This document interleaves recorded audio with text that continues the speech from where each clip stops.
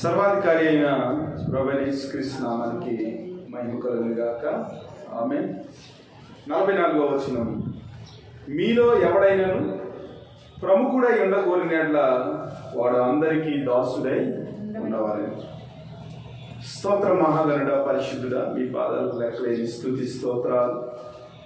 గడిచిన కాలమంతా మమ్మల్ని కాచి కాపాడి ప్రభా, ఈ పునరుద్ధాన దినాన్ని నీ వాక్యం ధ్యానించడానికి మీరు చూపిస్తున్న కృపను బట్టి వందనాలు స్తోత్రాలు చెల్లించుకుంటూ వాక్యంలోని సత్యాలను మేము గ్రహించి నీ వాక్య ప్రకారము దేవా మేము నడిచి నీ కృపలో ఎదిగే భాగ్యాన్ని మాకు అనుగ్రహించమని ఈ మనవులన్నీ వాక్యమైన ప్రభువైన యేసుక్రీస్తు నామాన్ని అడిగి వేడుకుంటున్నాం పరమ తండ్రి. ఆమేన్. దేవుని బిడ్డలారా, ఈరోజు మన వాక్య సందేశం ఏమిటంటే నిజమైన గొప్పతనం. నిజమైన గొప్పతనం. ప్రభు మాట్లాడుతూ మీలో ఎవడైనను ప్రముఖుడై ఉండగోరినట్ల వాడు అందరికీ దాసుడై ఉండవలేను అంటున్నాడు.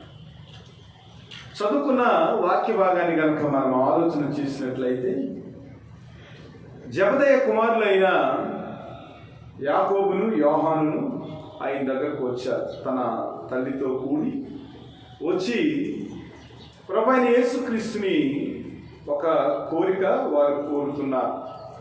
బోధకుడా, మేము అడుగునదల్లా నీవు మాకు చేయగోరుచున్నావని చెప్పగా ఆయన నేను మీకేమి చేయగోరుచున్నానని వారిని అడిగాను. మనుషుల్లో రెండు రకాల మనస్తత్వాలు ఉంటాయి. ఒక మనస్తత్వం ఏమిటంటే యజమాని రకం మనస్తత్వం. అనగా అన్నిటిలో మేము యజమానులుగా ఉండాలి, అంటే ఇతరుల చేత పరిచారం చేయించుకునే స్థితిలో ఉండాలని అనుకుంటూ ఉంటారు. మేము ఉన్నతమైన స్థానంలో ఉండాలని అనుకుంటూ ఉంటారు. ఇది యజమాని రకం మనస్తత్వం.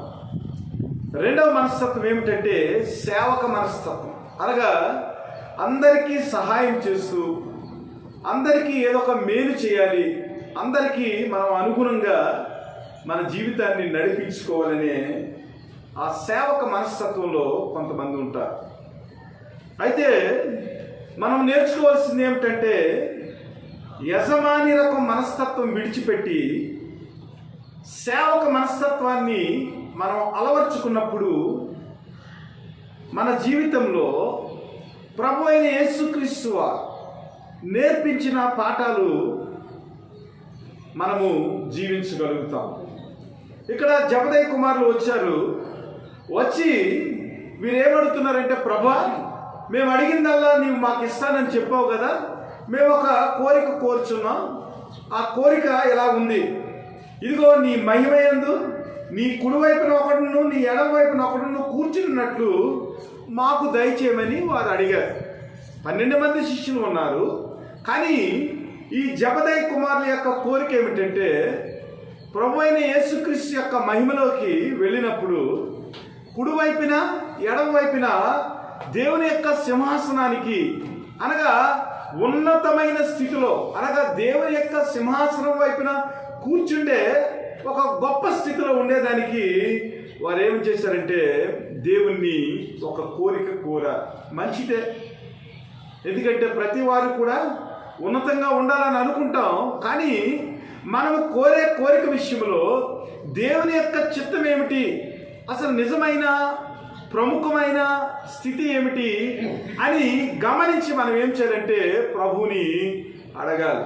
అందుకని ప్రభు ఏమన్నాడంటే, మీరేం అడుగుతున్నారో మీకు తెలియదు.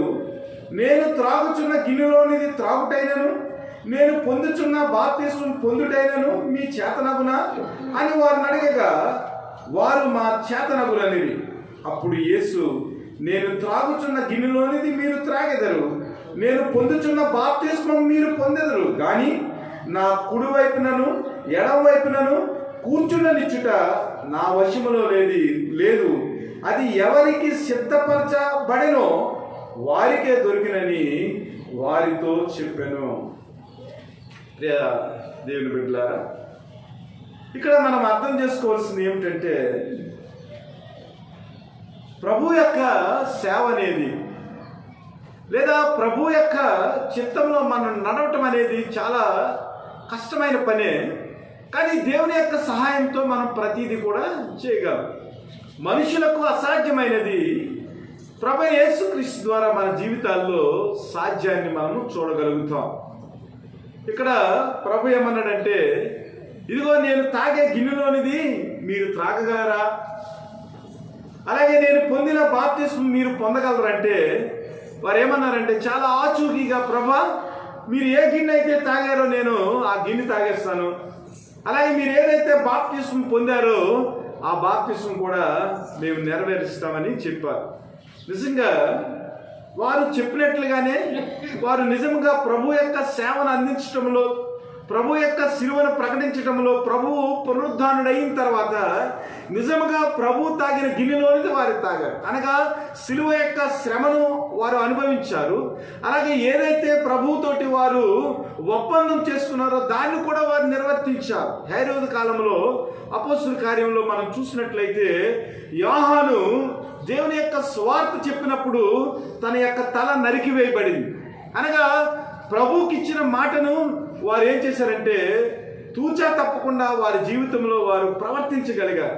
అలాగే యోహాను గురించి మనం ఆలోచన చేసినట్లయితే, యోహాను దేవుని సువార్తను చాటినప్పుడు దానికి శిక్షగా దేశం నుంచి బహిష్కరింపబడి పద్మాసు ద్వీపంలో ఆయన బందీగా వెళ్ళవలసి వచ్చింది.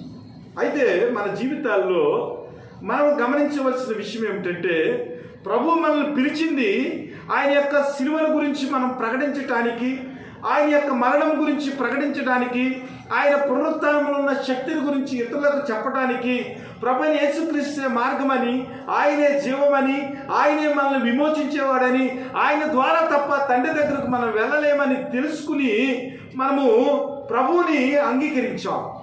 అయితే దేవుని యొక్క చిత్తంలో ప్రభు మనకి ఏమి సిద్ధపరిచాడో పరలోకంలో అనేది మన చిత్తము కాదని, అది దేవుని చిత్తంలో ఉందని, మనం చేయవలసిన పని మనము చేయవలసిన వారంగా ఉండాలని.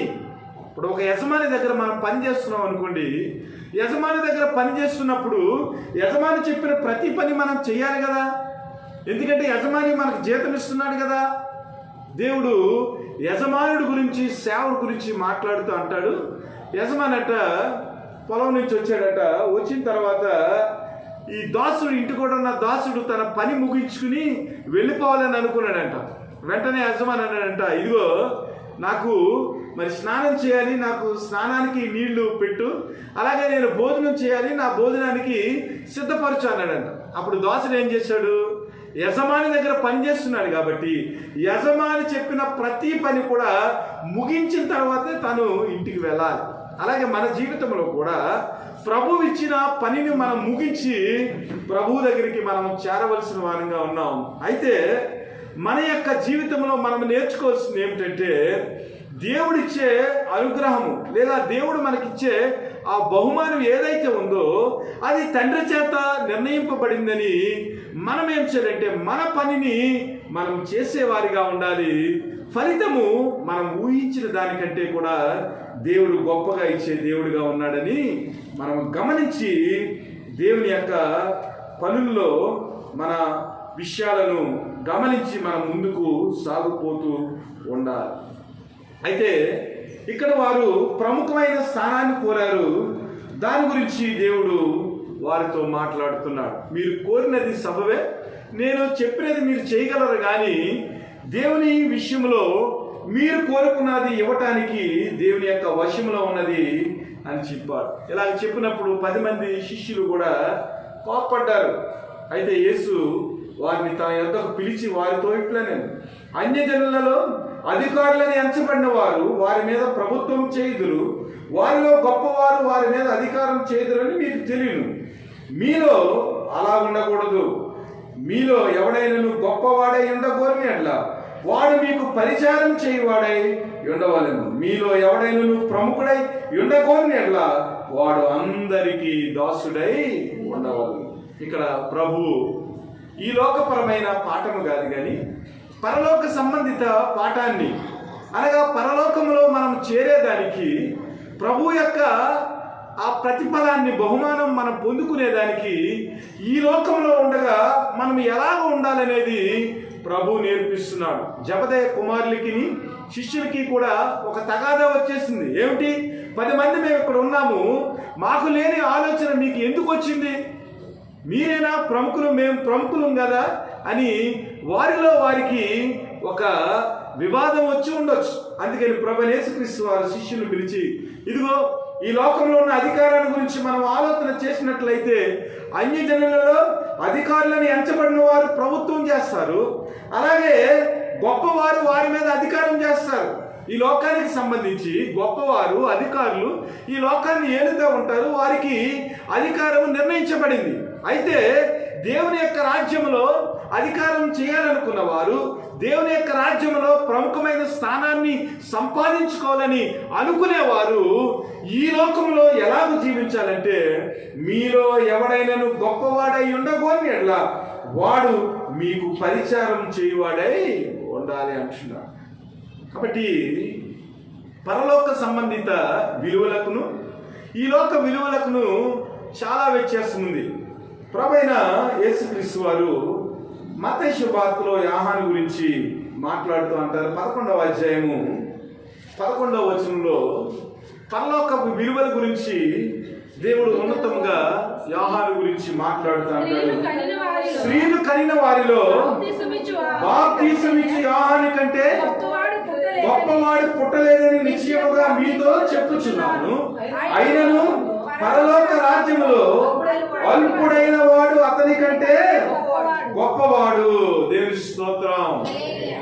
పరలోక రాజ్యం యొక్క స్థితి ఏమిటో మనకు అర్థమైతే ఈ లోకపరమైన విషయాలను మనము త్యజించి పరలోకం వైపు మనము అడుగులు వేసేదానికి మన జీవితాన్ని మనం కట్టుకుంటూ ఉంటాం. ఇక్కడ యోహాను గురించి చెప్తూ ప్రభువైన యేసుక్రీస్తు అంటున్నాడు, ఈ భూలోకంలో స్త్రీలు కనిన వ్యక్తులలో ఎవడైనా ఒకడు గొప్పవాడు ఉన్నాడంటే వాడు ఎవరంటే బాప్తిస్మిచ్చు యోహాను గారు. ఈ బాప్తిస్మిచ్చు యోహాను కంటే స్త్రీలు కనిన మరి ఆ వ్యక్తులలో ఎవడు కూడా గొప్పవాడు లేడు. అయితే ఇక్కడ పరలోక రాజ్యపు విలువల గురించి దేవుడు మాట్లాడుతూ అంటున్నాడు, పరలోకములో అల్పుడైన వాడు ఈ లోకంలో గొప్పవాడైన బాప్తిస్మిచ్చు యోహాను కంటే కూడా చాలా ప్రముఖుడు అంటున్నాడు.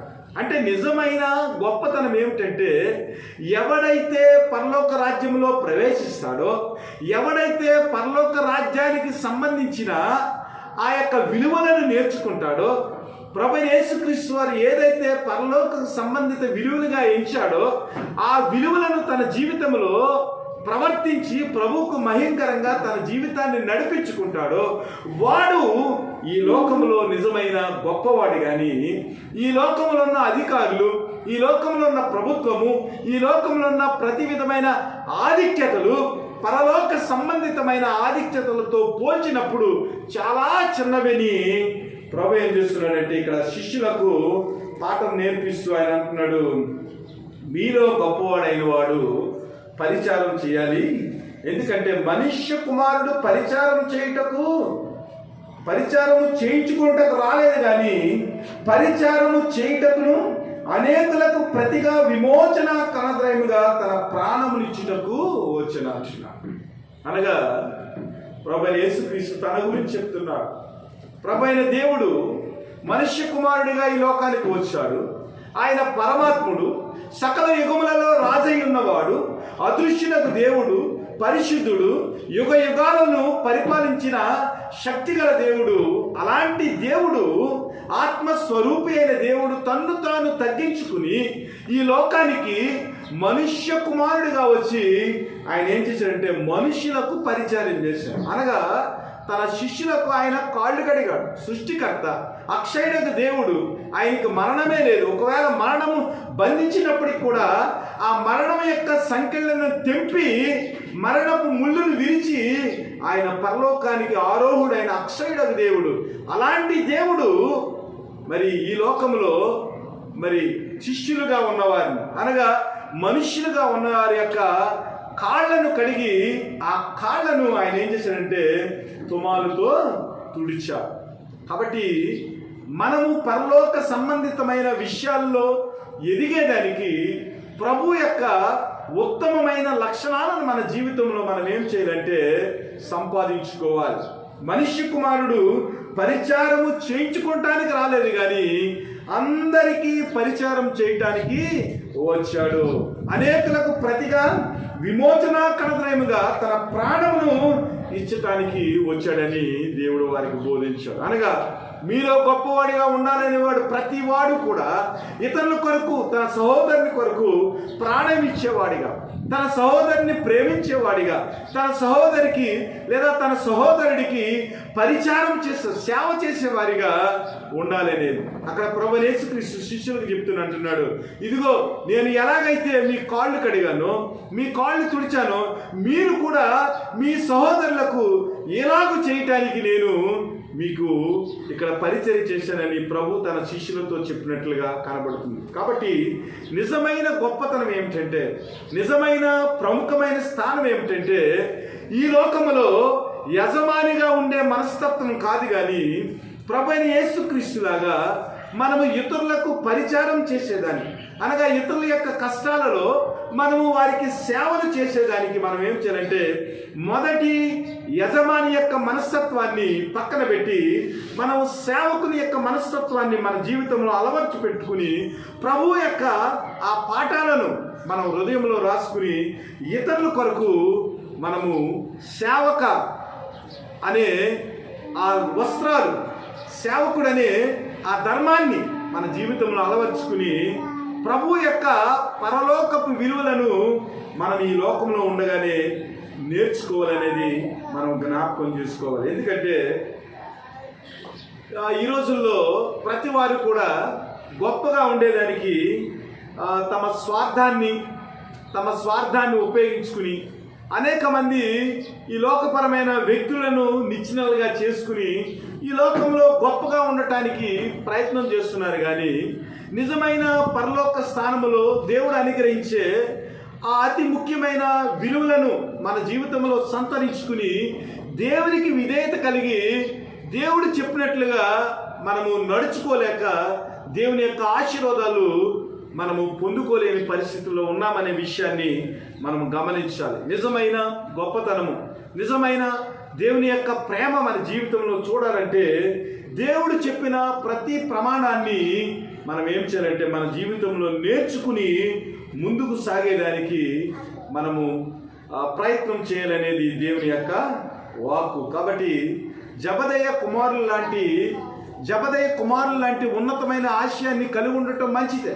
కానీ జబదయ్య కుమారుల్లాగా దేవుని యొక్క గిన్నెను మనం త్రాగేవారిగా, దేవుడిచ్చిన ఆ బాప్తిస్మలో అనగా దేవుని యొక్క శిలువ శ్రమలో మన జీవితాన్ని మనం నడిపించేదానికి మన యొక్క మనస్తత్వం ఎంతవరకు దాని విషయంలో మనము ఆయత్తపడుచున్నాం అనేది కూడా మనం గమనించాలి.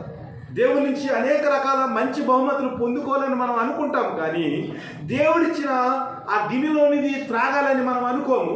ఆ దేవుడు మనకిచ్చిన ఆ బాప్తిస్మ యొక్క విలువను తెలుసుకుని శిలువను ప్రకటించేదానికి, శ్రమల్లో మనం ప్రయాణం చేసేదానికి, దేవుని యొక్క వారసత్వాన్ని మనం పొందుకునేదానికి, మన శిలువను మనం ఎత్తుకుని దేవుని యొక్క స్వార్థను చాటేదానికి, మనల్ని మనము ఆ డినై చేసుకుని ఉపేక్షించుకుని క్రీస్తు యొక్క ప్రేమను ఇతరులకు మనం చాటేదానికి ఎంతవరకు మనం సిద్ధపడి ఉంటున్నామనేది కూడా ప్రభు యొక్క ప్రశ్నగా ఉందని మనం జ్ఞాపకం చేసుకోవాలి.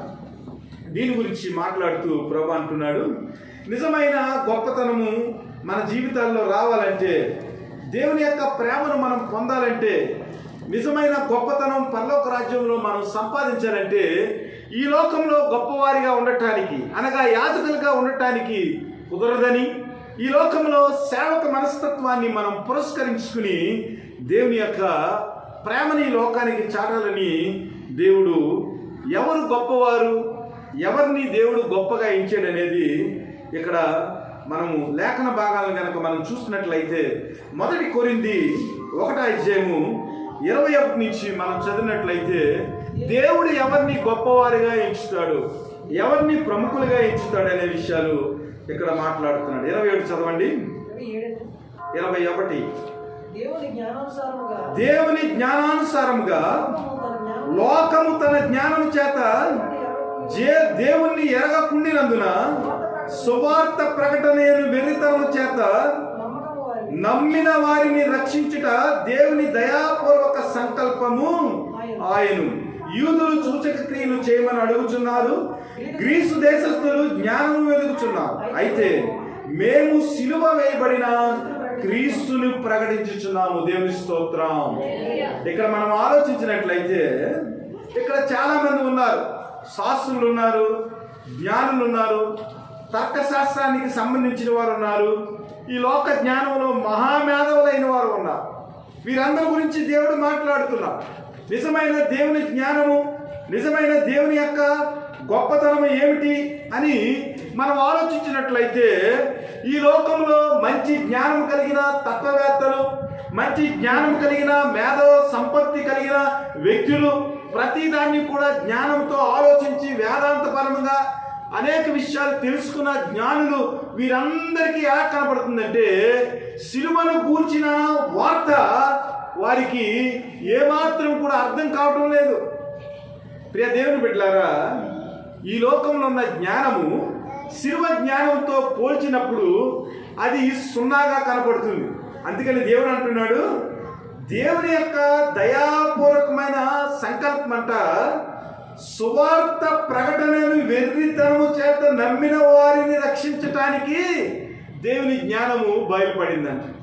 ఈ లోకంలో సిలువను గూర్చిన ఆ వార్త దేవుని నమ్మని వారికి వెర్రితనం ఉంటుందంట. ఆ వెర్రితనం ఉన్న వార్తను ఎవరైతే నమ్మారో వారికి దేవుని యొక్క సంకల్పంలో దేవుడు ఒక గొప్ప స్థానాన్ని, ప్రముఖమైన స్థానాన్ని ఇచ్చేవాడిగా ఉన్నాడని మనం జ్ఞాపకం చేసుకోవాలి. ఈ లోకంలో జనాలు 2 రకాలుగా కనపడుతున్నారు. ఇక్కడ కూడా కొంతమంది నశించేవారు, కొంతమంది రక్షణ పొందేవారు.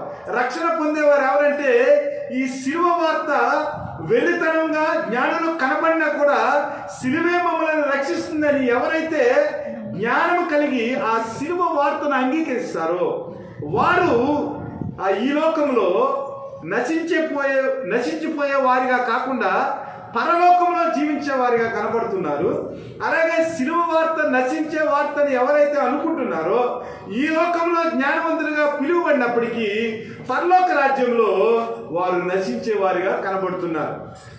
దీని గురించి మనం ఆలోచన చేసినట్లయితే వారికి ఉన్న జ్ఞానాన్ని బట్టి, వారికి ఉన్న తర్కశాస్త్రాన్ని బట్టి వారు ఏమనుకుంటున్నారంటే, ఇదిగో ప్రభువైన యేసుక్రీస్తు వారు సిలువలో వేలాడాడు కదా, ప్రభువైన యేసుక్రీస్తుని రోమన్ ప్రభుత్వము మరి సిలువ వేసేసింది కదా, మరి సిలువ వేసిన వ్యక్తి శాపగ్రస్తుడు, సిలువ వేసిన వ్యక్తి వేయించుకున్న వ్యక్తి ఆ పాపానికి సంబంధించిన వాడు పాపి. మరి ఈ పాపి ఎలాగా ప్రజలను విమోచిస్తాడు? సిలువ ఎక్కిన వ్యక్తి, కలువరిగిరిలో ఆ సిలువ మీద వేలాడిన శాపగ్రస్తమైన వ్యక్తి ఈ లోక ప్రజలను ఎలాగ విమోచిస్తాడని వారు ఏం చేస్తారంటే తర్కానికి సంబంధించిన వారు, జ్ఞానానికి సంబంధించిన వారు శాపగ్రస్తుడైన వ్యక్తిగా పరిగణింపబడిన యేసుక్రీస్తు ఈ లోకాన్ని రక్షించలేని వారు ఏం చేస్తారంటే వారు తర్కము చేత, ఈ లోక జ్ఞానం చేత యేసుక్రీస్తుని వారు అంగీకరించలేకపోతున్నారు. అదే మనమైతే సిలువ వేయబడిన యేసుక్రీస్తే మన కొరకు పాపముగా చేయబడి, ఆయన పరిశుద్ధుడే, కాకపోతే మన యొక్క పాపము చేత పరిశుద్ధమైన దేవుడు మన కొరకు పాపముగా చేయబడి, పాపము చేయకుండా మన కొరకు పాపముగా చేయబడి కలువరి సిలువలో పరిశుద్ధమైన రక్తాన్ని కార్చి మనల్ని విమోచించాడు. ఆ రక్తం వల్ల మన శాపములు పోయినవి, ఆ రక్తం వల్ల మన మీద ఉన్న ఆ రుణభారం పోయి మనం విమోచించబడి పరిశుద్ధులుగా, నీతిమంతులుగా తీర్చబడ్డాము. కాబట్టి సిలువే మనకు శరణమని ఎవరైతే నమ్ముతారో వారు నిజమైన గొప్పవారు. కానీ ఈ లోకంలో క్రీస్తు యొక్క సిలువ రక్షించలేదని, క్రీస్తు యొక్క సిలువ వెలితనమని ఎవరైతే ఊహిస్తారో వారి యొక్క జ్ఞానము నిజమైన జ్ఞానము కాదని, వారు నిజమైన గొప్పవారు కాదని మనం ఆలోచించి ఏం చేయాలంటే క్రీస్తుని గురించిన ఆ జ్ఞానం విషయంలో మనం ఎదగాలి. నిజమైన గొప్పతనం ఏమిటంటే ఒక మంచి ప్రసంగికుడు అంటాడు, ఈ లోకంలో నిజమైన జ్ఞానం ఏమిటంటే, అత్యున్నతమైన జ్ఞానం ఏమిటంటే, అత్యున్నతమైన గొప్పతనం ఏమిటంటే, కలువరిగిరిలో మన కొరకు రక్తము కార్చిన ప్రభువైన యేసుక్రీస్తుని ఎవడైతే అర్థం చేసుకుంటాడో వాడే నిజమైన గొప్పవాడు అన్నాడు. కాబట్టి మన జీవితంలో దేవుణ్ణి ఎవరైతే తెలుసుకుంటారో వారు గొప్పవారు, దేవుణ్ణి ఎవరైతే అంగీకరిస్తారో వారు గొప్పవారు. కలువరిగిరిలో ప్రభువైన యేసుక్రీస్తు రక్తం చేత మనం విమోచింపబడ్డామని ఎవరైతే నమ్ముతారో, ఆ సిలువ వార్తను ఎవరైతే విశ్వాసంతో గుడ్డిగా సిలువ లేకపోతే నాకు ప్రభు యొక్క పరలోకం లేదని ఎవరైతే మరి నిజంగా విశ్వాసంతో అంగీకరిస్తారో వారు మరి పరలోక రాజ్యంలో గొప్పవారు. కానీ ఈ లోకంలో ఉన్న గొప్పవారు నిజమైన గొప్పవారు కారు అని ప్రభువైన యేసుక్రీస్తు నిజమైన గొప్పతనం గురించి, నిజమైన ఆ ప్రముఖమైన విషయాల గురించి దేవుడు మాట్లాడుతున్నాడు. యూదులట సూచక్రియలు చేయమని అడుగుతున్నారంట, గ్రీసు దేశస్థులు జ్ఞానాన్ని వెతుకుతున్నారంట. యూదులకి ఎప్పుడు కూడా సూచక్రియలు కావాలి. అనగా మోషే మరి ఇత్తడి సర్పం విషయంలో, అలాగే మోషే ఎర్ర సముద్రం విషయంలో ఆయన కర్ర చాపినప్పుడు ఎర్ర సముద్రం 2 పాయలుగా అయిపోయింది. యోర్దాను నీళ్లు ఏమైంది అంటే ఆ రాశి కింద ఉండి యాజకులు ఇశ్రాయేలు ప్రజలందరూ కూడా యోర్దాను దాటి కానానులో ప్రవేశించడానికి, అలాగే యెహోషువ కాలంలో దేవుడు సూర్యచంద్రులను ఆపి అనేక సూచక క్రియలు వారు చూశారు. కాబట్టి వారి జీవితంలో విశ్వాసము కంటే కూడా సూచక క్రియలకే ఎక్కువ వారు ఏం చేస్తున్నారంటే ప్రాముఖ్యతనిస్తున్నారు. కాబట్టి యూదులు ఏం చేస్తున్నారు, ప్రతి దానికి కూడా సూచక క్రియలు కావాలి. ఇదిగో ఇది ఇలా జరుగుతుంది కాబట్టి దీన్ని బట్టి మనం ప్రభువైన యేసుక్రీస్తుని దేవుడని ఒప్పుకోలేని వారు ఆలోచన చేస్తున్నారు. కానీ వారి జీవితంలో ఏమాత్రము కూడా విశ్వాసం లేదు. ప్రభువైన యేసుక్రీస్తు వారు పునరుద్ధానుడు అయిన తర్వాత తోమా గారు ఏం చేశారంటే, ఇదిగో ప్రభు వచ్చాడయ్యా, మాతో మాట్లాడాడు, మీకు అందరికీ శాంతి కలిగిందని ప్రవచించాడంటే తోమా అన్నాడు, అయ్యా ప్రభువైన యేసుక్రీస్తు యొక్క చేతుల్లో, ఆ గాయపడిన చేతుల్లో నేను నా చెయ్యి పెట్టి చూస్తేనే కానీ నేను ప్రభువుని నమ్మనన్నాడు. అంటే తోమాకు కూడా ఏ ఆలోచన వచ్చింది, యూదా జనాంగం నుంచి వచ్చినవాడు కాబట్టి, ఆ ప్రాంతాల్లో ఆ యొక్క స్థితుల్లో పెరిగినవాడు కాబట్టి తోమా కూడా ఏమన్నాడంటే, నేను ప్రభువుని చూస్తేనే కానీ, గాయాల్లో చేయి పెడితేనే కానీ నేను ప్రభువుని అంగీకరించిన అన్నాడు. నిజంగా ప్రభు వచ్చాడు. ప్రభు వచ్చి తోమా ఇటురా అన్నాడు. వచ్చాడు. ఇదిగో నువ్వు అడిగావు కదా, ఇగో నా చేతుల్లో మేకులు కొట్టారు కదా, ఇదిగో నా చెయ్య ఆ మేకులతో ఉన్న ఆనవాళ్ళు ఇంకా కనబడుతున్నాయి, నా కాళ్ళలో మేకులు కొట్టారు కదా, నా కాళ్ళలో కూడా గాయం యొక్క ఆనవాళ్ళు ఇంకా కనబడుతున్నాయి. ఇదిగో నేను ప్రభువునని నువ్వు నమ్మేదానికి, నేను మరణాన్ని జయించానని నువ్వు నమ్మేదానికి, నేను పునరుద్ధానం చెందానని నువ్వు నమ్మేదానికి నా గాయాలలో వేరు పెట్టు, చూసి నువ్వు నమ్ము అని చెప్పినప్పుడు తోమా వెంటనే కన్నీరు కాచి ఓ దేవా నా ప్రభువు అన్నాడు. దేవుని యొక్క ప్రేమ ఏమిటంటే ఆ రోజున మరి తోమా విశ్వసించాడు. 1452 కంటే ముందు, అంటే క్రీస్తు శకం 1వ శతాబ్దంలోనే తోమా మన ఇండియాకు వచ్చి దేవుని యొక్క సువార్తను ప్రకటించాడు. దేవుని బిడ్డలారా, యూదుల యొక్క సూచక క్రియల నుంచి తోమా దేవుని యందు విశ్వాసంలోనికి వెళ్ళటం వల్ల, ఆ శిలువ యాగం అర్థం అవటం వల్ల, ప్రభువైన యేసుక్రీస్తు యొక్క గాయాల యొక్క స్పర్శ తన జీవితంలో అనుభవించడం వల్ల, చూడటం వల్ల ఏమైందంటే దేవుణ్ణి ప్రకటించడానికి ఇంచుమించుగా 1వ శతాబ్దంలోనే ఇండియాకు వచ్చి క్రీస్తుని, శిలువ వేయబడిన క్రీస్తుని మనకు పరిచయం చేశాడు. అందుకని ప్రభు ఏమన్నాడంటే తోమాతో మాట్లాడుతూ అన్నాడు, తోమా చూసి నమ్మిన వారి కంటే చూడక నమ్మిన వారు ధన్యులు అన్నాడు. అనగా చూసి నమ్మిన వారి కంటే చూడక నమ్మిన వారు గొప్పవారు. దేవుని యొక్క లేఖనాల ప్రకారం మన జీవితంలో ప్రభుని విశ్వసించాలి.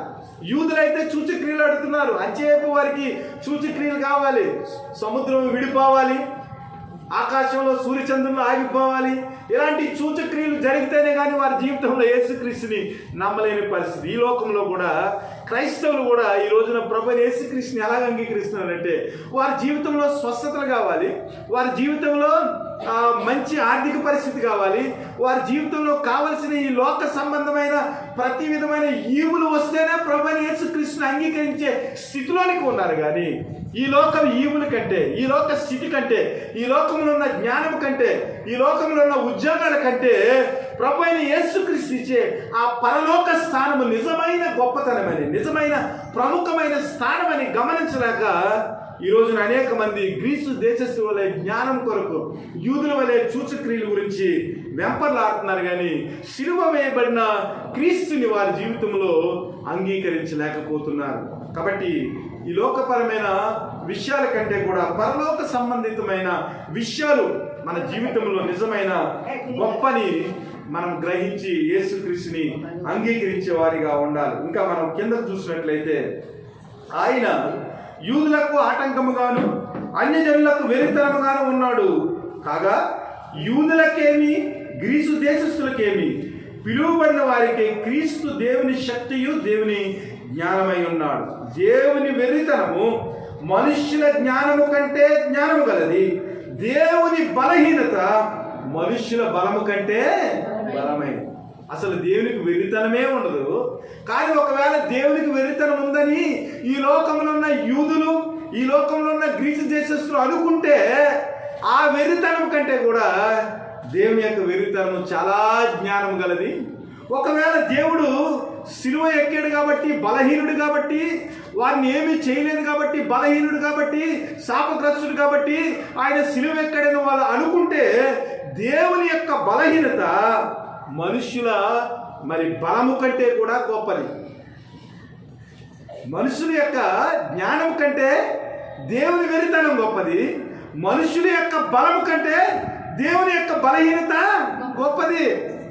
మనం ఏదో అనుకుంటున్నాం, పౌలు గారు దీని గురించి మాట్లాడుతూ అంటాడు, ప్రభా ఇదిగో నా జీవితంలో బలహీనత వచ్చింది ప్రభా, నేను ఎలాగ ప్రభా నీ చిత్తమైతే ఇదిగో 3 సార్లు నుంచి అడుగుతున్నాను ప్రభా, నాలో ఉన్న బలహీనతను నువ్వు తీసివే ప్రభా అన్నప్పుడు దేవుడు అన్నాడు, పౌలు నా కృప నీకు చాలు అన్నాడు. ఏమన్నాడు? నా కృప నీకు చాలు, నీ బలహీనతలో నా కృప నీకు చాలు, నీ అనారోగ్యంలో నా కృప నీకు చాలు.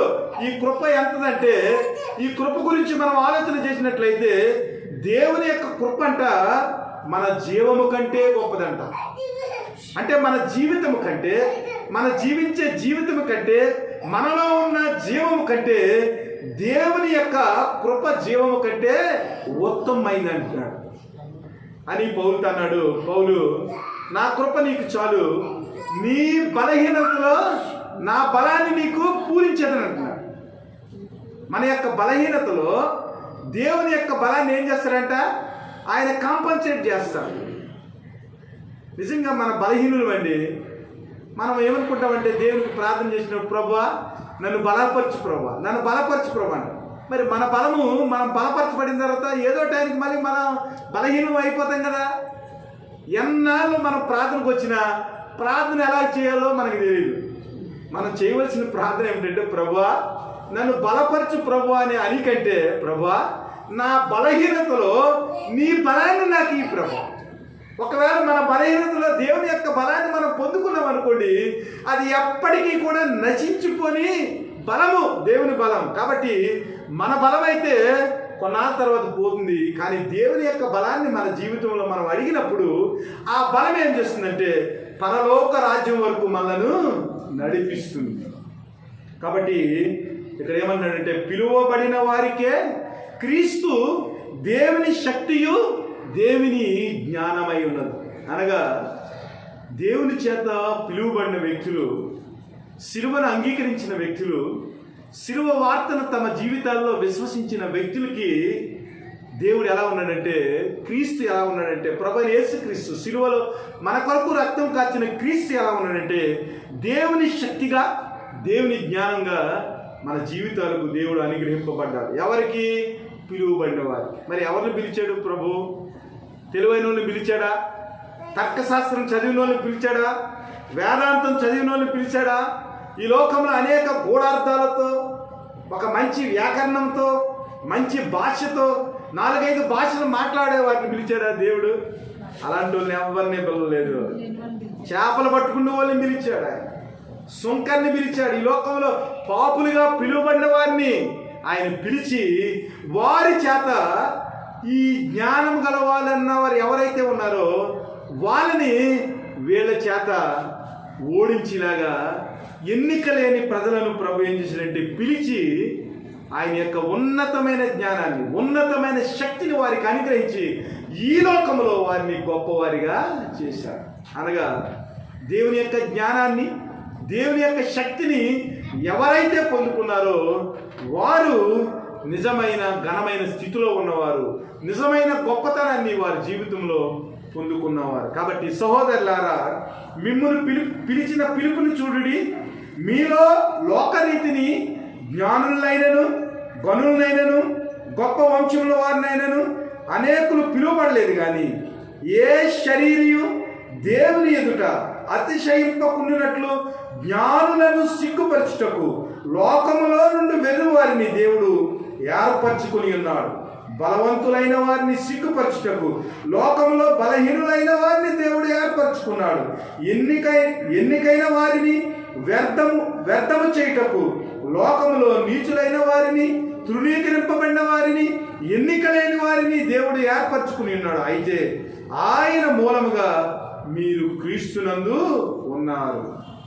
అతిశయించువాడు ప్రభువునందే అతిశయింపవలని కానీ ప్రభువునందు అతిశయింపవలనని రాయబడినది నెరవేరినట్లు దేవుని మూలముగా ఆయన మనకు జ్ఞానమును, నీతియు, పరిశుద్ధతయు, విమోచన. ఆయన దేవుని స్తోత్రం. కాబట్టి ఈ లోకంలో దేవుడు ఎవరిని ఏర్పరచుకున్నాడు? గుడిసుల్లో ఉన్నవారిని, చేపలు పట్టుకునే వారిని, గొర్రెలు కాచేవారిని. ఏ రోజు రాజుని ప్రభు ఎన్నుకోలేదు, శాస్త్రుల్ని ఎన్నుకోలేదు, పరిశీలనని ఎన్నుకోలేదు. ఏమి పాండిత్యము లేదు. ప్రభు యేసుక్రీస్తు గురించి వారు మాట్లాడుతూ అంటారు, ఏంటి ప్రభు యేసుక్రీస్తు వారు ఎంత గొప్పగా మాట్లాడుతున్నారు? ఏ బడిలోకి వెళ్ళలేదు ఈయన వడ్లవాని కుమారుడు కాదా? ఇదిగో మరియ కుమారుడు కాదా? యాకోబు వారి సహోదరుడు కాదా?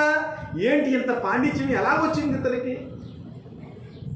మన జీవితాల్లో కూడా ఆలోచన చేయండి. ప్రభువుకి విధేయత చూపి ప్రభువుని అంగీకరించినప్పుడు ఈ లోకంలోని జ్ఞానుల కంటే కూడా గొప్ప స్థితిని దేవుడు మనకు దయచేస్తాడు. ఎందుకంటే ఏ శరీరం కూడా, ఏ మనుష్యుడు కూడా అతిశయించకుండా ఉండేదానికి ఏం చేశాడంటే ఈ లోకంలో ఉన్న బలవంతులను బలహీనులుగా చేయటానికి బలహీనులను ఆయన ఎన్నుకుని ఈ లోకంలో వారికి దేవుని యొక్క శక్తినిచ్చి వారిని వెర్రువారిగా చేశారు. జ్ఞానులను ఎంచుకోకుండా జ్ఞానము లేని పేతురుని, యూదులకి పాఠాలు చెప్పాలంటే చాలా కష్టం. యూదులకి పాఠాలు చెప్పాలంటే చాలా కష్టం. కానీ ప్రభు ఎవరిని ఎన్నుకున్నాడంటే యూదులకి పాఠాలు చెప్పడానికి పేతురుని ఎంచుకున్నాడు. పేతురు ప్రభు యేసుక్రీస్తు గురించి చెప్తా అంటాడు, ఇదిగో సిలువ వేయబడిన ఈ క్రీస్తేరా బాబు మిమ్మలను రక్షించేవాడు, ఈయన విమోచకుడు. మీ తండ్రి అయిన దావీదు ఏం చెప్పాడో లేఖనాల్లో చూడండి. ప్రతి వారము మీరు సమాజ మందిరాల్లో దేవుని యొక్క లేఖనాల గురించి మీరు ఆలోచన చేస్తారు కదా, ఆ చుట్టాలు తిరగండి రా బాబు. యేసుక్రీస్తు గురించే మీ తండ్రి అయిన దావీదు చెప్పాడు, ఇదిగో నీ పరిశుద్ధునికి కుళ్ళు పట్ట నీవు, ఇదిగో దేవుని కుడిపార్శ్వన కూర్చున్నవాడు ఈయనని లేఖనాల్లో ఉంది. కాబట్టి లేఖనాలను మీరు చదువుకోవాలరా బాబని జ్ఞానులైన వారికి, శాస్త్రులైన వారికి, ధర్మశాస్త్ర ఉపదేశకులకు చేపలు పట్టుకునే పేతురు చేత వాక్యం చెప్పించాడు. పేతురు గారు వాక్యం చెప్పినప్పుడు 3000 చేపలు పడ్డాయి దేవుని వల్ల. దేవుని స్తోత్రం. 3000 మంది చేపలు పట్టే పేతురు, జ్ఞానం లేని పేతురు, పాండిత్యం లేని పేతురు, తర్కశాస్త్రము వేదాంతము చదవని పేతురు దేవుని యొక్క లేఖనాలను గుర్తుపెట్టుకుని సమాజ మందిరంలో చెప్తా ఉంటుంటే పేతురు ఏం చేశాడు?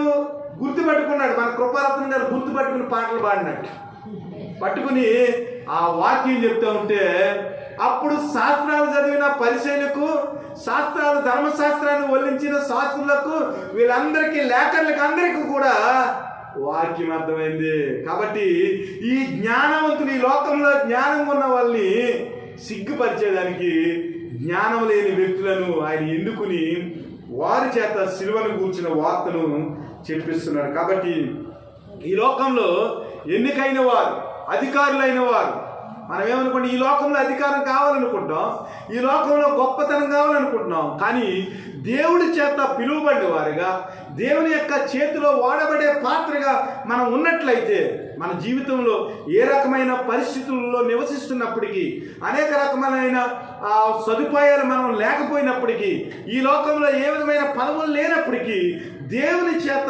ఏర్పరచబడిన వారంగా, దేవుని చేత పిలువబడిన వారంగా, యేసుక్రీస్తునందు ఉన్న వారంగా మనము విశ్వసించినట్లయితే మన చేత ఈ లోకంలో ఉన్న వ్యక్తులను సిగ్గుపరిపించేదానికి, మనలను గొప్ప చేసేదానికి దేవుడు మనల్ని ఎన్నుకున్నాడని సిలువ ద్వారా, ఆయన రక్తం ద్వారా, ఆయన ప్రేమలో మనం గుర్తు చేయబడ్డామని మనం గుర్తెరిగించాలంటే ఈ లోకపరమైన గొప్పతనాన్ని మనం కోరుకోవాల్సిన పని లేదు. కానీ క్రీస్తు చేత పిలువబడిన వారిగా, క్రీస్తు సిలువను అర్థం చేసుకునేవారిగా, క్రీస్తు యొక్క శక్తిని పొందుకునేవారిగా, క్రీస్తు యొక్క జ్ఞానాన్ని మన జీవితంలో సంపాదించుకునేవారిగా మనం ఉన్నప్పుడు మన ద్వారా ఈ లోకపరమైన అధికారులు సిగ్గుపడే విధంగా దేవుడు మనల్ని వాడుకునే కృప మనకు అనుగ్రహిస్తాడని మనం ఆలోచన చేయాలి. అందుకనే దేవుడు ఏమంటున్నాడంటే, దేవుని మూలముగా ఆయన మనకు జ్ఞానమును, నీతియు, పరిశుద్ధతయు, విమోచన ఆయన అంటున్నారు. అనగా ప్రభువైన యేసుక్రీస్తులో ఉన్న నిజమైన పరిశుద్ధతలోనికి మనము మన జీవితాన్ని నడిపించుకున్నప్పుడు, అలాగా దేవుని యొక్క నీతిలోనికి మన జీవితాన్ని మనం నడిపించుకున్నప్పుడు, దేవుని యొక్క జ్ఞానాన్ని మనం సంపాదించినప్పుడు, ఆయన విమోచన అనగా ప్రభువైన యేసుక్రీస్తులో కడగబడే ఆ స్థితిలోనికి మనం నడిపింపబడినప్పుడు నిజమైన గొప్పవారిగా పరలోక రాజ్యంలోను ఈ యొక్క లోకంలోనూ కూడా మనం ఎన్నిక చేయబడిన, పిలువబడిన వ్యక్తులుగా దేవుని యొక్క కృపను మనము పొందుకుంటామని ఆలోచన చేయాలి. ఈ లోకంలో ఉన్న అధికారము దేవుని యొక్క జ్ఞానానికి వెళ్తాము. ఈ లోకంలో ఉన్న అధికారము దేవుని నీతి ముందు అది వెళ్తాము. ఈ లోకంలో ఉన్న పరిశుద్ధత, ఈ లోకంలో ఉన్న నీతి దేవుని పరిశుద్ధత ముందు అది వెళ్తాము.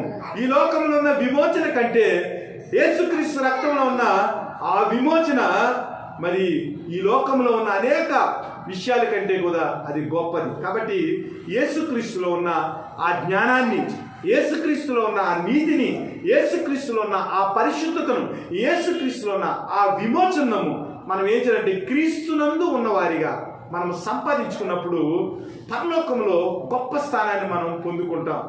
ప్రభువు మనకు అక్కడ చాలా మర్మంగా చెప్పాడు, ఇది తండ్రి చేతిలో ఉంది, నేనైతే ఏమి ఇవ్వలేను, కానీ మీరు ఎలాగ ఉండాలి, మీరు పరిచారం చేసేవారిగా ఉండాలి. నేనైతే మనిషి కుమారుడిగా ఈ లోకానికి ఎందుకు వచ్చానంటే మీ అందరికీ కూడా పరిచారం చేయటానికి, అలాగే మీ కొరకు కలవరి శిలువలో రక్తము నేను చిందించటానికి, మిమ్మల్ని విమోచించటానికి, మీ కొరకు నేను క్రయధనముగా, మీ పాపం నిమిత్తము మీరు చెల్లించవలసిన ఆ క్రయధనాన్ని నేను చెల్లించేదానికి నేను వచ్చానని ప్రభు చెప్పి ఇక్కడ ఏం చెప్తున్నాడంటే, నిజమైన పరలోక రాజ్యం యొక్క ఆ గొప్పతనాన్ని మనం సంపాదించుకునేదానికి, దేవుని యొక్క కుడిపార్శ్వాన మనం కూర్చునేదానికి మనం సంపాదించుకోవాల్సింది ఏమిటంటే క్రీస్తు యొక్క జ్ఞానాన్ని, క్రీస్తు యొక్క నీతిని, క్రీస్తు యొక్క పరిశుద్ధతను, క్రీస్తు యొక్క విమోచనను మనము మన జీవితంలో మనం సంపాదించుకున్నప్పుడు నిజమైన గొప్పతనం మనకు వస్తుందని ప్రభు వాగ్దానం చేస్తున్నాడు. నిజంగా నాకు కుడివైపున ఒకరు, ఎడమవైపున ఒకరు అనగానే ఒక వాక్యం జ్ఞాపకం వచ్చింది. ప్రకటన గ్రంథం 3వ అధ్యాయం ఒకసారి తీయండి. 3:21 ఒకసారి చూడండి. నేను జయించి నా తండ్రితో కూడా ఆయన సింహాసనం నందు కూర్చుని ఉన్న ప్రకారము జయించు వారిని నాతో కూడా నా సింహాసనమందు కూర్చుండనిత్తును. దేవుని స్తోత్రం. ఇక్కడ మనం చదివినట్లయితే వాళ్ళు ఏమడిగారు? జబదయి కుమారులు, ప్రభువా నీ సింహాసనానికి ఎడమ వైపున కుడి వైపున కూర్చునేదానికి నీ మహిమలో మాకు 2 సీట్లు ఇవ్వని అడిగారు. ప్రభువు అంతకంటే ఎక్కువ ఇస్తానన్నాడు. ఏమంటున్నాడు? ఇదిగో నేను జయించి నా తండ్రితో కూడా ఆయన సింహాసనమందు కూర్చున్న ప్రకారము జయించు వారిని నాతో కూడా సింహాసనం అందు కూర్చుండనిత్తును. అడుగు వాటన్నిటికంటే, ఊహించు వాటన్నిటికంటే అత్యధికముగా దయచేయగల దేవుడు. వారు ఏమడిగారు? సింహాసనం పక్కన కూర్చునేదానికి స్థానం అడిగారు. ప్రభు ఏమన్నాడంటే, ఇదిగో నేను జయించిన ప్రకారము నా తండ్రి నాకు సింహాసనం నందు కూర్చునే స్థితి ఇచ్చాడు, కాబట్టి మీరు కూడా జయించేవారుగా ఉంటే నేను కూర్చుండే సింహాసనం మీద మిమ్మల్ని కూర్చొనిస్తున్నాడు. దేవుని స్తోత్రం. మనమేం అడుగుతున్నాం? సింహాసనం పక్కన సీట్లు అడుగుతున్నాం. కానీ ప్రభు అయిన దేవుడు ఏమంటున్నాడు? మీరు జయించేవారిగా ఉంటే, మీరు పరిశుద్ధతలో ఉంటే, మీరు విమోచబడి ఉంటే, నా నీతిని నా జ్ఞానాన్ని మీరు నేర్చుకుని ఉంటే, పిలువబడిన వారిగా ఏర్పరచబడిన వారిగా ఆ సిలువని మీరు అంగీకరించినట్లయితే, నా రక్తాన్ని త్రాగి నా పాత్రలోంది మీరు గనక గ్రోలినట్లయితే మీకు పక్క సీట్లు కాదు కానీ నా సింహాసనం మీద మిమ్మల్ని కూర్చోననిత్తినని దేవుడు ఏం చేశాడు? వాగ్దానం చేసి జయించు వారిని నాతో కూడా నా సింహాసనం మీద కూర్చోననిత్తినంటున్నాడు. కాబట్టి మనము దేవుని యొక్క సింహాసనం మీద, ఆ గొప్ప సీటు మీద, ఆ గొప్పతనంలో మనం ఉండాలంటే ఏం చేయాలంటే జయించేవారిగా ఉండాలి.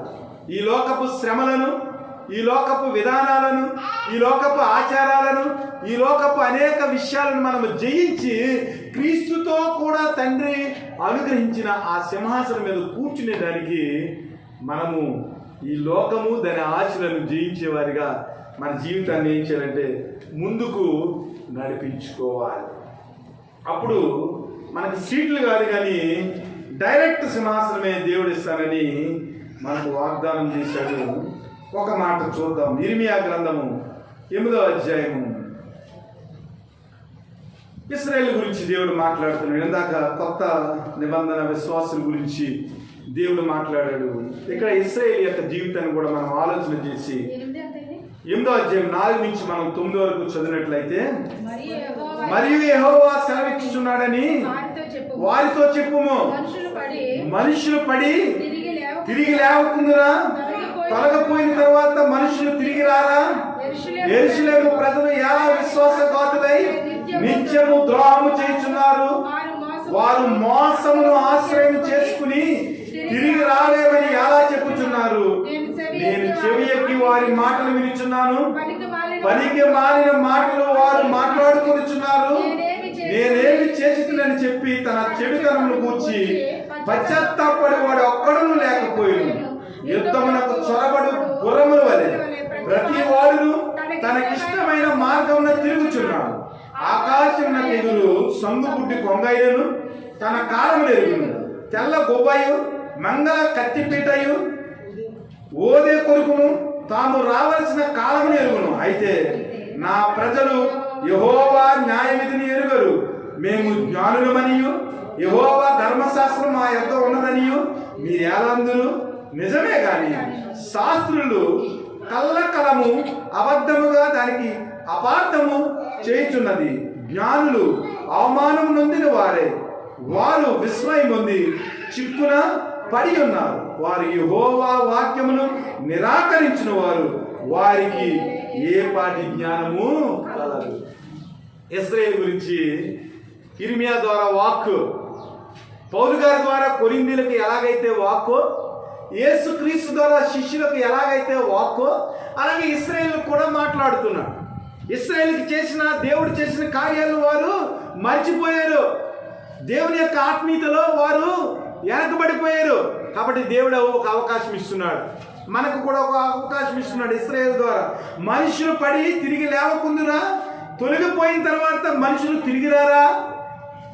ఇదిగో మనం ఆత్మీయ జీవితంలో ఒకవేళ పడిపోయామేమో, మళ్ళా లేవాలి కదా. దేవుని యొక్క ప్రేమలో, దేవుని యొక్క వాక్యంలో కట్టబడిన మనము ఒకవేళ వెనక్కి తిరిగిపోయామేమో, మళ్ళా దేవుని వాక్యం చేత మళ్ళా తిరిగి దేవుని పాదాల చెంతకు రావాలి కదా. తొలగిపోయిన తర్వాత మనుషులు తిరిగి రారా? ఏదైనా మనం ప్రయాణం చేరినప్పుడు మళ్ళా మన గృహానికి మనం వస్తాము కదా. అలాగే దేవుని చేత ఎన్నుకోబడిన వ్యక్తులుగా, పిలువబడిన వ్యక్తులుగా మనము తొలగిపోయిన స్థితిలో ఉన్నవారము మళ్ళా దేవుని పాదాల దగ్గరికి రావాలి కదా.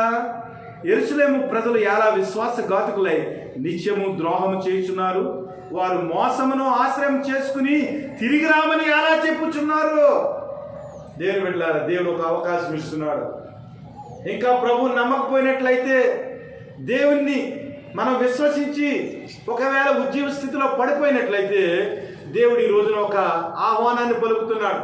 నువ్వు ఏ స్థితిలో పడిపోయావో, ఎలాంటి పరిస్థితుల్లో పడిపోయావో, ఆ స్థితి నుంచి నువ్వేం చేయాలంటే, నీవు నిన్ను ప్రభువుకు సమర్పించుకుని దేవుడు చేసిన ఉపకారమును మర్చిపోకుండా, విశ్వాసఘాతకులై నిత్యము ద్రోహం చేసేవారిగా ఉండకుండా మరలా ప్రభువుని జ్ఞాపకం చేసుకుని, దేవుడు విమోచకుడని, ఆయన సిలువలో మనం ఆయన రక్తంలో కలగబడ్డామని జ్ఞాపకం చేసుకుని మనం ఏం చేయాలంటే మరలా తిరిగి రావాలని ప్రభు ఏం చేస్తున్నాడంటే ఒక ఆహ్వానాన్ని మన జీవితంలోనికి దేవుడు మనల్ని గొప్ప చేసేదానికి, ఏ స్థితిలో అయితే మనం పడిపోయామో ఆ స్థితి నుంచి ఇంకా ఉన్నతమైన స్థితిలోనికి రావటానికి ఇశ్రాయేలుతో మాట్లాడినట్లుగా ఆయన మాట్లాడుతున్నాడు. ఇదిగో వారు చేసిన పని, వారు మాట్లాడుకున్న మాటలను బట్టి నేను చెవి ఎగ్గి వింటున్నాను.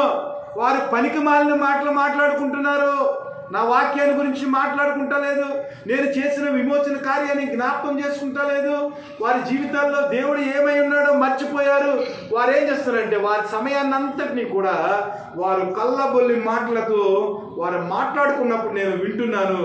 వారి యొక్క మాటలు నేను గమనించినట్లయితే, వారు చేసిన అపరాధములను బట్టి, వారు పూజించిన అన్యజాతులను బట్టి, వారు చేసిన మొక్కుబడులను బట్టి వారు పశ్చాత్తాపడకుండా వారు నా మీద తిరుగుబాటు చేస్తున్నాడు. ఇశ్రాయేలు గురించి గమనించినట్లయితే, వారి జీవితాల్లో మారు మనసు లేకుండా, పశ్చాత్తాపం లేకుండా వారు ఏం చేస్తున్నారంటే చాలా చెడితనాన్ని గురించి వారు మాట్లాడుకుంటూ ఆ చెడితనంలోనే వారు జీవిస్తున్నారని వారిని ఇశ్రాయేలుని ఎలా పోల్చాడంటే, ప్రభు యుద్ధమునకు చొరబడు గుర్రముల వలె వారు ప్రతి వాడును తనకిష్టమైన మార్గాన్ని తొలగిపోతున్నాడు.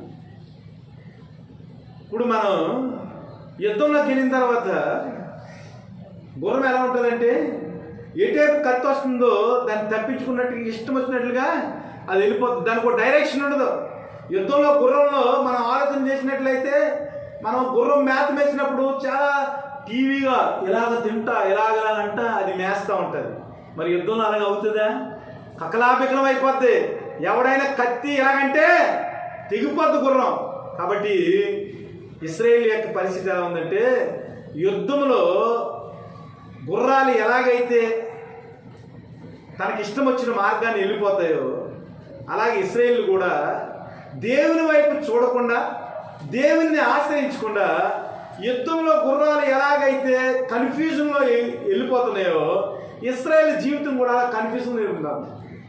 ఈ రోజున విశ్వాసుల జీవితాలు, అనేక మంది దేవుని ఎరగని వ్యక్తుల జీవితాలు ఎలా ఉన్నాయంటే, యుద్ధంలో గుర్రాల్లాగా ఈ లోకంలో అటు ఇటు పరిగెడుతున్నారు. యుద్ధంలో గుర్రం చచ్చిపోతుంది సుమా, జ్ఞాపకం చేసుకోండి.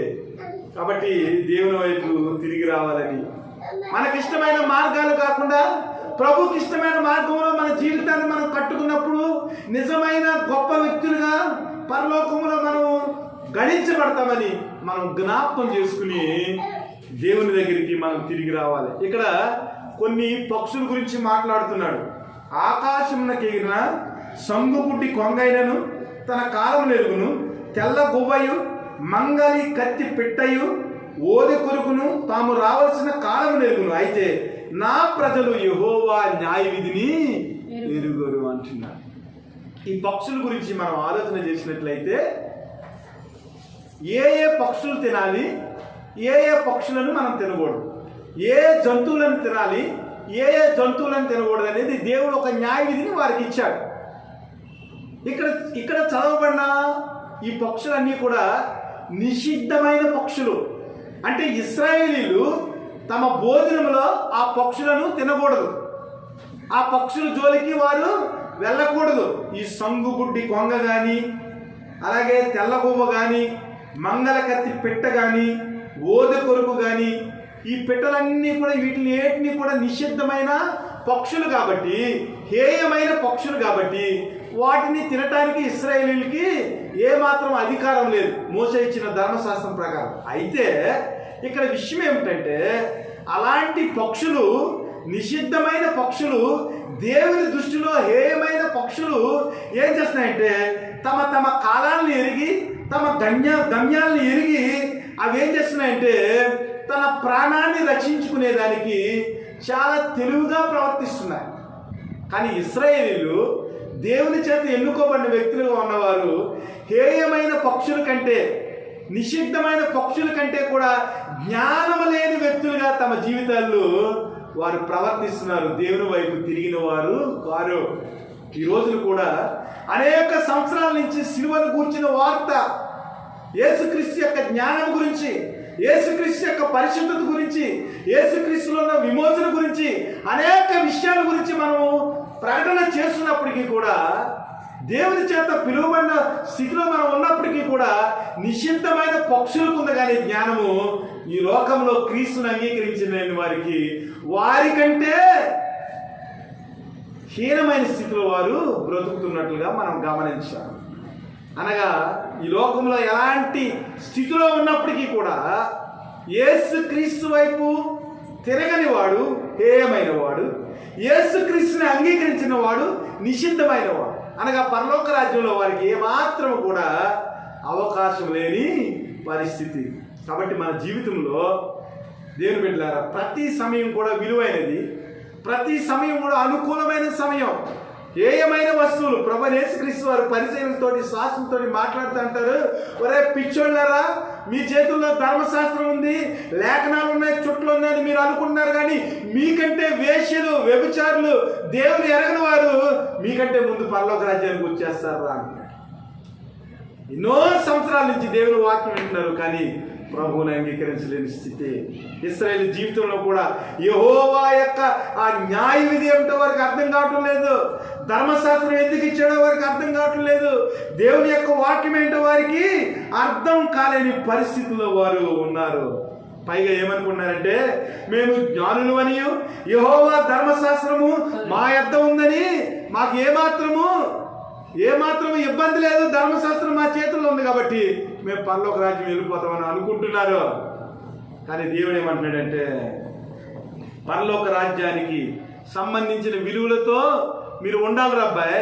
ధర్మశాస్త్రానికి మీ ఇష్టం వచ్చిన కళ్ళకలము అబద్ధాలు ఎన్ని చెప్పేసి ధర్మశాస్త్రం యొక్క రూపును, జ్ఞాన గ్రంథమైన ధర్మశాస్త్రం యొక్క రూపును మార్చేసి మీ ఇష్టం వచ్చిన కళ్ళబల్లి మాటలతో మీరు చేరటం లేదు, పరలోక రాజ్యానికి చేరే వారిని మీరు చేరకుండా చేస్తున్నారు. కాబట్టి మీ విషయంలో మీరు జాగ్రత్త అని ప్రభు ఏమన్నాడంటే, వారు విస్మయం పొంది చిక్కులు పడి ఉన్నారు, వారు యెహోవా వాక్యమును నిరాకరించిన వారు, వారికి ఏ పాటి జ్ఞానము లేదు అంటున్నాడు. కాబట్టి నిజమైన గొప్పవారు ఎవరంటే, దేవుని యొక్క నిర్దోషత్వాన్ని కలిగిన వారు, దేవుని యొక్క వాక్యాన్ని అంగీకరించిన వారు, పవిత్రముగా నడుచుకున్నవారు, విమోచన కలిగిన వారు, దేవుని దృష్టిలో సేవకులుగా ఉన్నవారు, దేవుని ప్రమాణాన్ని అనుగుణంగా చేసుకుని తమ సహోదరుల కొరకు తన ప్రాణం పెట్ట బొద్దులై ఉన్న జీవితాన్ని ఎవరైతే కనుగొంటారో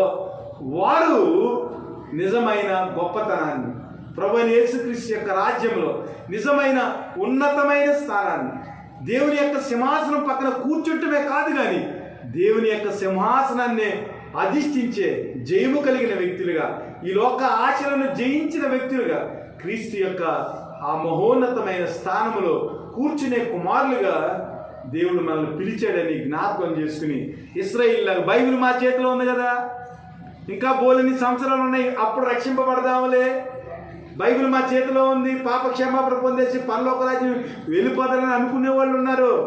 ప్రభు ఏమన్నాడంటే, నీ జీవం ఏపాటిది, ఇంతలో పుట్టి అంతలో మాయమైపోయే ఆవిరి వంటి వారు, సమయం ఉందో అని అనుకోకండి, ఇదే మిక్కిలి అనుకూల సమయం, ఇదే రక్షణ దినం. ప్రభు ఇశ్రాయేలుతో మాట్లాడుతుంది, ఇదిగో మీరు సిలువ వేయబడిన ఈ క్రీస్తు తిరిగి లేచాడు, వినండి, లేఖనాలు చదవండి, దేవుని నమ్మండి, ఇప్పుడు కన్నా మారండి. ఇదిగో మీరు తెలియకనే సిలువ వేశారు ప్రభు యేసుక్రీస్తు వారు, మీకు తెలియదు కాబట్టి ఇదిగో ప్రభా వీరేమి చేయించున్నారు, వీరు ఎరుగురు కనుక వీరిని క్షమించమని మీ కొరకు ప్రార్థన చేశాడు, ఆయనే తిరిగి లేచాడు అంటున్నాడు. కాబట్టి దేవుని బిడ్డలారా, ఇప్పటి వరకు వాక్యం అర్థం కాలేదేమో, మీరు ఎన్ని చేసినా ప్రభు ఏమన్నాడంటే, ప్రభా వీరేమి చేస్తున్నారో వీరు ఎరుగరు కనుక వీరిని క్షమించండి ప్రభు అని మరలా మనకు ఒక ఇన్విటేషన్ ఇస్తున్నాడు. మీరు ఏ స్థితిలో ఉన్నా శిలువ దగ్గరికి రావాలని, ఏ స్థితిలో ఉన్నా దేవుని యొక్క వాక్యాన్ని అంగీకరించాలని, ఏ స్థితిలో ఉన్నా ఆ శిలువను అంగీకరించి విధేయత కలిగి దేవుని యొక్క ప్రేమలో, దేవుని యొక్క ఆ గొప్పతనంలో మీరు నివసించాలని ప్రభువు కోరుకుంటున్నాడు. కాబట్టి ప్రియ దేవుని బిడ్డలారా, మన జీవితాలు మార్చుకోవాలి. మన జీవితంలో ఉన్న ప్రతి అవిధేయతను తీసివేసుకుని క్రీస్తులో ఉన్న ఆ మార్గాన్ని అనేకులకు పరిచారం చేసేవారిగా, విమోచన క్రైతనంగా ప్రభు ఎలాగైతే తన గిన్నెలోనిది ఎలాగ త్రాగి ఆయన యొక్క బాప్తిస్మాన్ని ఆయన ఈ లోకంలో నిర్వర్తించాడో, మనం కూడా ప్రభు యొక్క గిన్నెలోనిది త్రాగేవారంగా, ఆయనతో నిబంధన చేసుకున్న వారంగా, ఆయన మరణాన్ని ప్రకటించేవారిగా, ఆయన పునరుత్థానాన్ని ప్రకటించేవారిగా, ఆయన శిలువను మనం ప్రకటించేవారిగా, మన శిలువను ఎత్తుకుని మనము ఉపేక్షించుకుని క్రీస్తు యొక్క శిష్యులుగా ఈ లోకంలో జీవించేవారిగా ఉన్నప్పుడు నిజమైన గొప్పతనం పరలోక రాజ్యంలో ప్రభువు మనకు అనుగ్రహిస్తాడు. ఆయన ఇచ్చిన వాగ్దానం, ఇదిగో నా తండ్రి ఇంట అనేక నివాసములు కలవు. కాబట్టి ఆ గొప్ప నివాసం, తెలుగులో నివాసం ఉంది కానీ ఇంగ్లీష్లో మ్యాన్షన్ అంటే రాజులు నివసించే ఇంటిని మ్యాన్షన్. అలాంటి మ్యాన్షన్ని మనకు ప్రభు పరలోక రాజ్యంలో మన కొరకు కట్టి ఉంచారు. కాకపోతే మనం ఏం చేయాలంటే ప్రభు యొక్క నియామలి ప్రకారం, ప్రభు యొక్క వాక్య ప్రకారం ఆయనను అంగీకరించి దేవుని యొక్క వాక్యాన్ని మనము ఏమాత్రము నిరాకరించకుండా ప్రభు యొక్క కృపలో మనము ఆయన చెప్పిన విధానాల్లో నడుచుకున్నప్పుడు జయించు అని నాతో కూడా సింహాసనం మీద కూర్చుండనిస్తున్నాను. దేవుడు అట్టి కృప మనందరికీ దయచేసి ఆయన యొక్క ప్రేమలో మనందరినీ స్థిరపరిచి బలపరచునుగాక. ఆమేన్.